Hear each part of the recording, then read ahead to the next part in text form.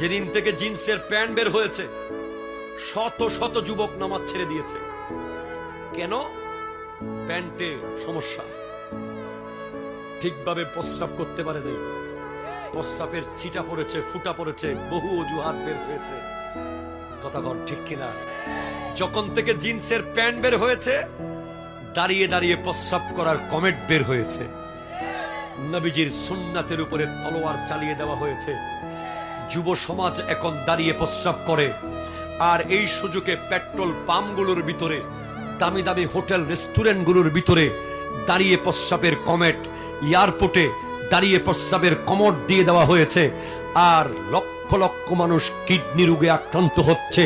মুসলমানের মাথা থেকে ইহুদি খ্রিস্টানরা চুলের কাটিং দিয়ে নবীর সুন্নাত কেড়ে নিয়েছে, দাড়ির ফ্যাশন দিয়ে নবীর সুন্নাত কেড়ে নিয়েছে, জিন্সের প্যান্ট দিয়ে সুন্নতি লেবাস কেড়ে নিয়েছে, দাঁড়িয়ে প্রস্রাব দিয়ে সুন্নতের নিয়মে প্রস্রাব করা কেড়ে নিয়েছে, এভাবে ট্রিট দিয়ে ফাতেহা কেড়ে নিয়েছে, এভাবে হাই আর বাই দিয়ে সালাম কেড়ে নিয়েছে। ঠিক কিনা কথা?